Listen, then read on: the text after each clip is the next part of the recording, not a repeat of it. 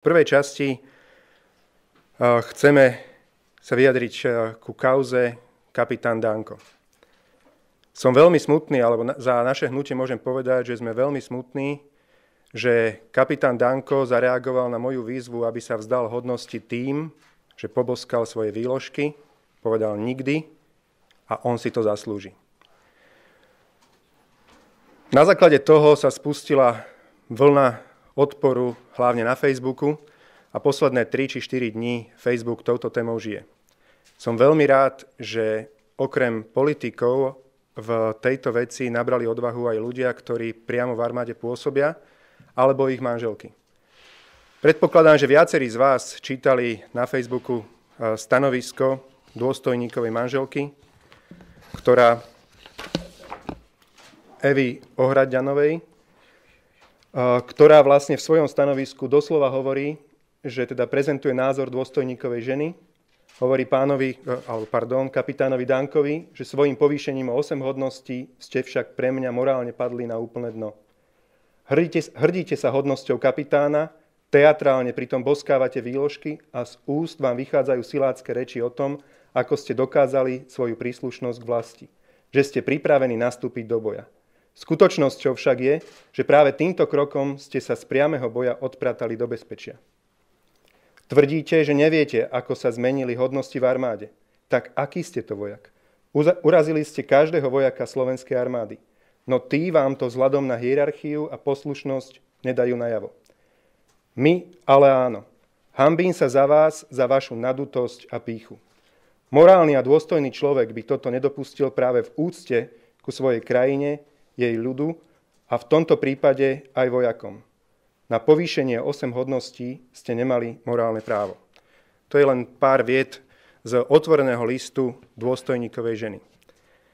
Ak ste sledovali túto kauzu aj na Facebooku pána Danka, tak postupne z viac ako 3000 príspevkov, ktoré tam mal od ľudí, kde medzi nimi, ja som naozaj nenašiel žiaden, ktorý by schvaľoval konanie kapitána Danka, tak medzi nimi postupne pribúdali priame názory vojakov. Tých vojakov, ktorí by mali držať s prepáčením hubu a krok, lebo to od nich asi očakáva kapitán Danko. Predpokladáme, že aj kvôli tomuto si kapitán Danko zrušil svoj Facebook, lebo ak sa začali priamo ozývať vojaci, že ich to uráža, že takýmto spôsobom oni si to musia odmakať a niektorí z nich musia prísť v cínovej truhle na to, aby mali povýšenie o 1 hodnosť a zrazu si tu niekto vybaví o 8, tak sa právom cítili dotknutí. Toto je skutočný dôvod, prečo si Andrej Danko zrušil svoj Facebook, lebo ho priamo konfrontovali vojaci. Vojaci ho vyzývali, aby sa vzdal tejto hodnosti a dôstojníkové alebo manželky týchto vojakov. Na obľudnosť konania kapitána Danka najlepšie môžeme poukázať príkladmi týchto 2 pánov. Je to kapitán Makovník, ktorý v roku 2013 zahynul v Afganistane, lebo mu vybuchla nálož pod jeho obrneným vozidlom, ktorú tam nachystal Taliban. Prišiel v cínovej truhle na Slovensko a bol povýšený o 1 hodnosť. A druhý prípad je kapitán Farkaš, ktorý pred 10-11 rokmi jediný prežil pád lietadla v Hejciach, ktoré sme si prednedávnom pripomínali. Následne slúžil v Afganistane a bol za 11 rokov v armáde povýšený o 1 hodnosť. Voči tomu stojí kapitán Danko, ktorý tvrdí, že si zaslúžil povýšenie 8 hodností, hoci v skutočnosti ani raz nenasadil život, ani raz nebežal v blate s plnou polnou. Aby sme takémuto konaniu zabránili do budúcna a hlavne, aby sme zadozučinili spravodlivosti, predkladáme novelu zákona, ktorá odoberie politikom nemorálne získané vojenské hodnosti. Áno, chceli sme to po dobrom, preto som vyzval Andreja Danka, aby sa tejto hodnosti, ktorú nemorálne si nechal udeliť, aby sa jej dobrovoľne zriekol. Jeho reakciu vidíme a predpokladám, že sa ani inej nedočkáme. Poboskať výložky nikdy a on si to zaslúži. To je jeho stanovisko, hoci názor absolútnej väčšiny ľudí na Slovensku a hlavne statočných ľudí v armáde je presne opačný, že si ničím tieto hodnosti alebo túto hodnosť nezaslúžil. Keď to nejde po dobrodky, tak to pôjde zákonom.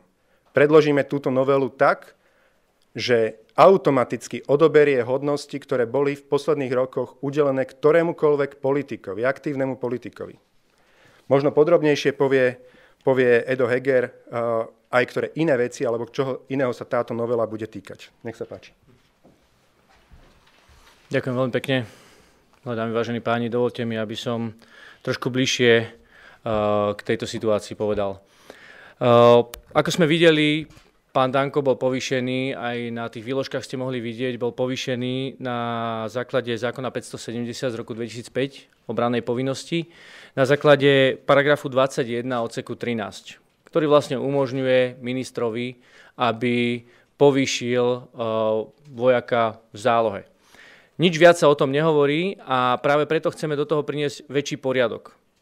Tento víkend ste mohli vidieť, ako na to reagujú či už profesionálni vojaci alebo vojaci v zálohe, ktorí či už išli do zálohy z výkonu profesionálnych vojakov alebo aj základnej služby a akú nespravodlivosť v tom vidia.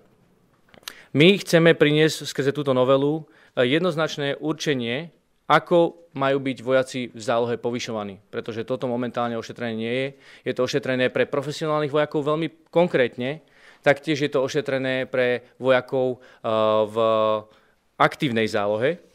A tu môžeme vidieť aj, aký dôraz sa kladie na hodnosť, pretože ak sa pozrieme do zákona, či už 570 o brannej povinnosti, alebo 281 z roku 2015 o štátnej službe profesionálnych vojakov, vidíme, že je tam presne vyšpecifikované, komu vojenská hodnosť prináleží a čo vlastne vyjadruje. A ja zacitujem napríklad teda zo zákona 570 z roku 2005, kde sa hovorí, že vojenskou hodnosťou sa vyjadruje pripravenosť vojaka, v tomto prípade mimoriadnej služby, na výkon funkcie, do ktorej má byť ustanovený. Veľmi podobné znenie, akorát, že s pár odlišnými slovami, je práve v zákone 281 z roku 2015 o profesionálnom vojakovi.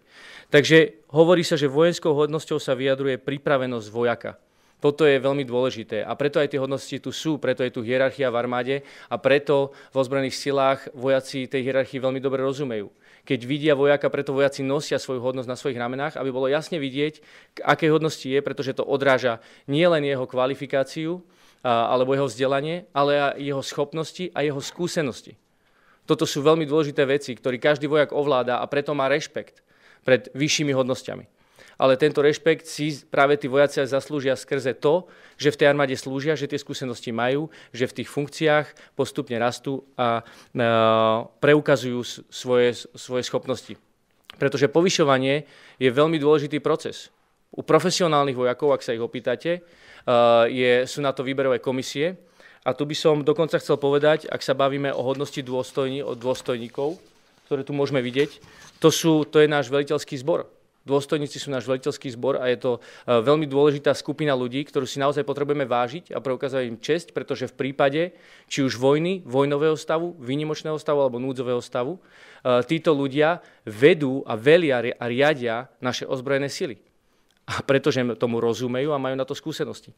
A preto aj paragraf 66 odseku 8 zákonu 281 z roku 2015 hovorí, že výberom na dôstojnícku funkciu sa overuje splnenie podmienok na ustanovenie do funkcie s plánovanou vojenskou hodnosťou v hodnostnom zbore dôstojníkov. Najmä splnenie kvalifikačných predpokladov, osobnostných predpokladov na výkon štátnej služby v hodnostnom zbore dôstojníkov a splnenie požadovaných odborných znalostí profesionálneho vojaka, ktoré sú potrebné pre profesionálneho vojaka v hodnostnom zbore dôstojníkov v príslušnej vojenskej odbornosti a špecializácie. Vidíme, aký veľký dôraz sa tu kladie naozaj práve aj na túto skupinu dôstojníkov a akú veľkú pozornosť tomu venuje práve zákon o profesionálnej službe, teda o štátnej službe profesionálnych vojakov. O vojakov v zálohe ako keby už nebol záujem, alebo nie je tam nič špecifikované a preto chceme práve priniesť túto novelu, kde budeme vychádzať práve z týchto pravidiel, ktoré sú určené pre vojakov aktívnych, ktorí dnes bojujú, ktorí dnes sú v ozbrojených silách a veľmi konkrétne majú tie kritériá nastavené. Takže tým sa budeme inšpirovať. Dôležité je, aby vojaci v zálohe neboli nejako preferovaní. Ak vojak v profesionálnej armáde môže byť povýšený na najvyš o 1 stupeň, alebo aj v aktívnych zálohách, a to opäť hovorí zákon, či už o brannej povinnosti, alebo o štátnej službe profesionálnych vojakov, že môže byť povýšený o 1 stupeň. Takisto by mali byť aj vojaci v zálohe. Nemali by byť nejako preferovaní ani zvýhodňovaní. Ako posledné by som chcel povedať, že už dnes zákon upravuje vekovú hranicu 55 rokov, kedy sú vojaci vyraďovaní aj zo zálohy.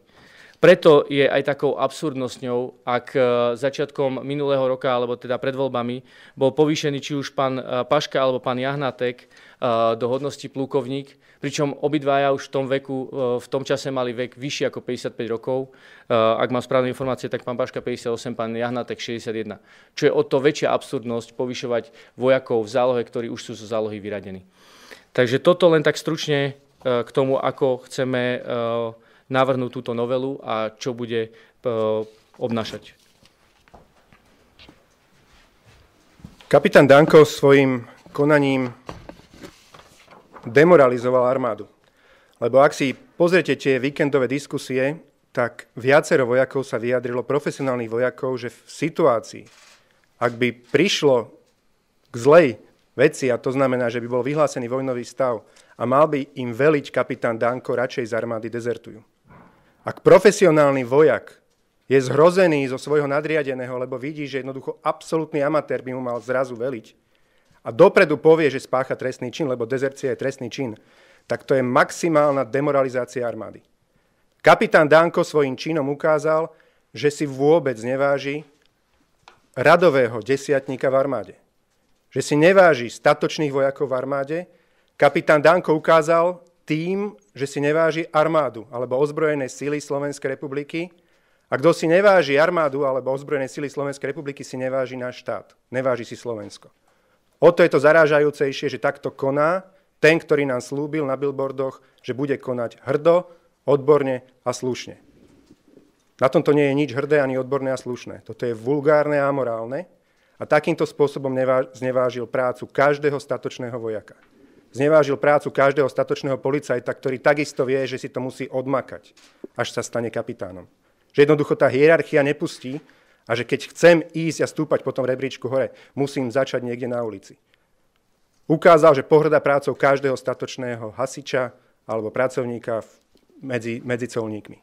Jednoducho on si myslí, že je Boh, ktorý sa nám tu narodil na zemi a dnes, keď si povie, že on bude na konci volebného obdobia generálom, lebo Štefánik bol generálom, tak ním jednoducho bude, lebo on si to zaslúži. Nech sa páči, keď máte k tejto téme nejaké otázky. Dobrý deň, Miro Kohúta, Trojka. Skôr taká technická otázka. Ten návrh, tú novelu, ktorú chcete predložiť, v akom je to štádiu? Máte to rozpracované, respektíve kedy to predložíte na rokovanie parlamentu? Predložíme tento týždeň, ale vzhľadom na to, že termín na podávanie návrhov zákonov na januárovú schôdzu, ktorá začína 31. januára, už uplynul nie tento, ale predošlý piatok, tak sa to bude prerokovať až na marcovej schôdzi. V takomto prípade si myslíme ale, že by mohla aj vláda samotná konať. Veľakrát predkladá návrh na skrátené legislatívne konanie, hoci vôbec na to nie je zákonný dôvod. V tomto prípade si myslíme, že ten zákonný dôvod by tu bol, lebo naozaj závažným spôsobom ideme ohroziť Slovensko. To, že tu budú vojaci, ešte vystavíme ich možno 2-3 mesiace situácii, že budú musieť zhliadať ku kapitánovi Dankovi, že to je ich veliaci dôstojník, tak to môže pôsobiť za tie mesiace, kým sa problém vyrieši, veľmi demoralizujúco. Čiže boli by sme veľmi radi, aby si plukovníci a pán kapitán spoločne sadli, myslím teda plukovníkov z vlády, aby si spoločne sadli a povedali si, že no chlapci, hanba, nehamba, predložíme skrátené legislatívne konanie a veľmi rýchlo zákonom si tieto funkcie odoberieme. Stále majú čas cúvnuť. Je veľmi zvláštne aj v tejto situácii sa pozrieť na to, ako reagovali ostatní koaliční partneri. Pamätáme si zrejme spred 10 dní tlačovku milý Robert, milý Béla a Andrej Danko, kapitán Danko, kedy vlastne takýmto spôsobom ukazoval na dobré vzťahy v koalícii. Béla, kamarát, vždy kamarát, teraz je zrazu ticho. Prečo je ticho? Prečo neobhajuje kapitána Danka? Prečo sú plukovníci zo Smeru tichučko a tichučko tam niekde šuchocú s nožičkami? Lebo im to prípadá trápne. Ja pevne verím, že aj preto to nezverejňovali, lebo im to prípadalo trápne, ale tak dobre, tak zahráme sa na vojačikov. Ale armáda nie je pieskovisko a preto ešte raz ich vyzývame. Buď nech predložia oni skrátené legislatívne konanie, ale aj keď ho nepredložia, my tento týždeň do parlamentu predložíme novelu, ktorá odoberie takto amorálne získané hodnosti a uvidíme, či bude mať odvahu kapitán Danko vystúpiť v pléne a povedať, nie, ja sa toho nevzdám a boskavať výložky a povedať, že on si to zaslúži. Daniel Levická, komunikovali ste nejakým spôsobom s ministerstvom obrany, či máte nejakú odpoveď, reakciu a zároveň, či máte informácie o ďalších prípadoch, okrem teda týchto z vlaňajšieho roku, ktoré sa týkajú týchto politických predstaviteľov, o iných politikoch, ktorí by boli povýšení v minulosti? Ďakujem. V minulosti ja som ministrom obrany nebol. Podľa tvrdenia ministra obrany bývalého za Radičovej vlády kolega Galko tvrdí, že nikoho s politikou nepovyšoval. Nie je to štandardné v Európe, nie je to štandardné vo svete, možno niekde v Strednej Afrike takto to prebieha, alebo tam ten Kim Jong-il v Severnej Koreji zrejme takisto je možno postupne povyšovaný a dnes je už asi armádny generál. Je to trápne. Samozrejme, ak sa objaví kdokoľvek, tak každopádne naša novela sa bude týkať všetkých politikov, ktorí boli aktívni, ktorí počas aktívneho pôsobenia v politike si nechali takto pofiderne zvýšiť svoju vojenskú hodnosť. Všetkým zo zákona hodnosť odoberieme, respektíve ich zákonom degradujeme. Bude to dosť slušná verejná hanba. Takže bolo by fajn, aby títo ľudia to urobili sami v skrátenom legislatívnom konaní. A tak, ako povedal aj Edo Heger, nevidíme najmenší dôvod, aby vojaci v zálohe sa ich týkali iné pravidlá ako tých vojakov, ktorí reálne si to majú odrobiť. Však práve, že možno voči tým, ktorí si to odrobia, by mali byť tie pravidlá mäkšie na povyšovanie a voči tým, ktorí sa zašívajú niekde v kancelárii predsedu Národnej rady napríklad, by mali byť dramaticky tvrdšie. Ale dnes zo zákona v pohode minister si povie, že kapitán Danko bude kapitán Danko. Keď príde Danko za rok, že on chce byť armádnym generálom, bude armádnym generálom asi. To je trápne. Čiže chceme, aby boli rovnako pevné, striktné pravidlá a hlavne, aby mohol, keď sa také niečo by stalo, tak aby bol povýšený o 1 stupeň a najpodstatnejšie, aby žiaden politik, ktorý bude aktívny, nemohol byť nikdy povýšený. Nemôže byť povýšený. Keď už nebude aktívny politik, OK. Armáda má byť nezávislá. Má byť nezávislá od politiky, preto chceme spraviť hrubú čiaru medzi politikou a armádou. A ešte, či ste komunikovali s ministerstvom obrany? Nekomunikovali. Myslím si, že tá komunikácia z ich strany je dosť jednostranná, keďže povedali, že si za týmto stoja, vymenovali všetko v súlade so zákonom. Videli sme, ako komunikoval pán minister obrany. 10-krát mu redaktorka Todová dala otázku, ktorá vlastne s touto témou prišla, že prečo dostal kapitán Danko túto hodnosť, tak odpovedal, lebo si to zaslúži. Jednoducho nemal slov. On nedokázal nič iné povedať, iba ako minister obrany, ktorý by mal v prvom rade strážiť dôveryhodnosť svojej vlastnej inštitúcie. Lebo armáda má veľmi vysokú dôveryhodnosť medzi ľuďmi na Slovensku. Tak minister obrany by túto dôveryhodnosť mal strážiť. A on nebol schopný povedať argument. Potom dodatočne si vymýšľali a za 2 hodiny poslali do médií stanovisko, že lebo Danko, neviem čo, somariny povymýšľané. Čiže toto je komunikácia zo strany ministra. Takýto minister nám nestojí za komunikáciu. Kým nepríde, nenasype si popol na hlavu a nepovie, že zlyhal som, prepáčte mi, dôstojníci, desiatníci, čatári v armáde, prepáčte mi, zradil som vás. Lebo minister obrany ich zradil spolu s Andrejom Dankom. Pardon, kapitánom Dankom. Pán Matovič, Matúš Jaco, RTVS. Ešte technicky, ako si to predstavujete, že v tej novele bude napísané, že tí ľudia, ktorí dostali tie hodnosti, sa ponižujú z tých hodností, na ktorých sú na nejaké iné hodnosti, v ktorých boli predtým? Ruší sa tým rozkaz ministra, alebo ako to technicky bude? A druhá otázka, keďže tí ľudia, ktorí si dali tie hodnosti, sú aj zo strany Smer SD, pán Danko je z SNS, ako očakávate, že bude priechodný tento návrh váš? Ja si pevne verím, že keď si také tie poradné týmy strany SNS a strany Smer pozrú to, čo sa deje na Facebooku alebo čo sa deje na internete a čo si ľudia o tomto povyšovaní myslia, a to nie je len, že medzi voličmi opozície, ale medzi aj ich vlastnými voličmi. Keď ste si pozreli Facebook, ja som si naschvál pozeral ten Facebook kapitána Danka, tam mu vlastní voliči to vytýkali. Keď to tam niekto napísal, naskôr som si ho rozklikol, že čo tam má. A to boli ľudia, ktorí majú radi SNS predtým, akože podporovali Danka. Zrazu mu hovoria, že prepáčte, pán Danko, toto ste prehnali. Toto sa im dotýka. A keď títo ľudia si naozaj s chladnou hlavou vyhodnotia, že zlyhali, nemôžu hlasovať inak, ako podporiť tento návrh zákona. Keď si vážia čo i len trošku armádu alebo ozbrojené sily Slovenskej republiky, musia hlasovať za tento návrh zákona. A ak sem prídu a všetci tu budú teatrálne boskávať podľa vzoru kapitána Danka výložky a budú hovoriť, že si to zaslúžili, tak si myslím, že je s nimi amen. To je koniec potom týchto dvoch strán, lebo toto im ľudia neodpustia. A to technické teda riešenie? A technické riešenie je presne v podstate v tom duchu, ako vy ste hovorili.